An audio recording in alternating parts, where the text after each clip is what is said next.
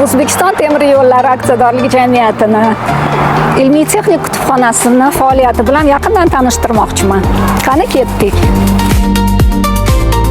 Bizning kutubxonamiz ilk bor 1938-yilda temir yo'lchilar madaniyat saroyida faoliyatini boshlagan va hozirgi kunda boshqarma binosida o'z faoliyatini davom ettirmoqda. Kutubxonamiz fondida 15 mingdan ortiq kitoblar bo'lib, ulardan 10 mingtasi esa texnik adabiyotlarni tashkil etadi. Kutubxonamiz ish faoliyatida gazeta va jurnallar bilan muntazam ravishda ta'minlab kelingan.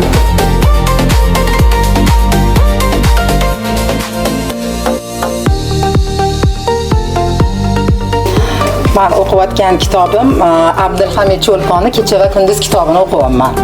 Birinchi marta o'qishim, lekin juda ham qiziqarli ekan.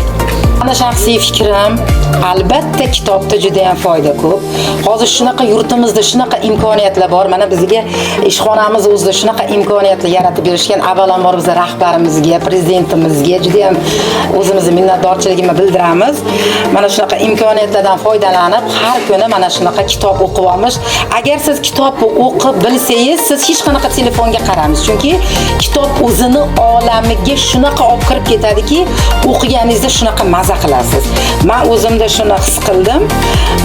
Xudo xolasa mana shu imkoniyatlardan foydalanamiz. Har kuni kitob o'qiymiz. Men tavsiya berardim ko'proq kitob o'qishi, mana shunaqa qiziqarli kitoblarni sovg'a qilishligini, keyin o'zlari juda ham katta natija olishadi. Buni keyin mevasini, keyin hosilini olganda ana shunda xursand bo'lib yurishadi. Hozirgi zamonaviy mana bu kutubxonamizdan taassurotlarim juda ham zo'r.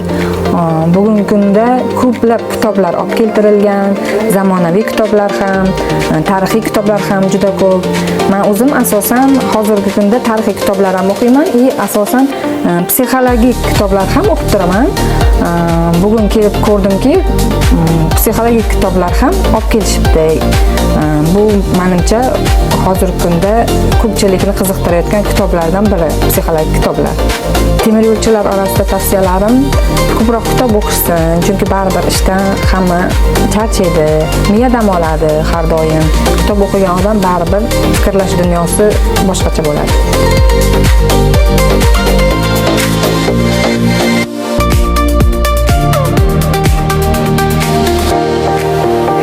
Sizlar uchun kutubxonamiz eshiklari doim ochiq.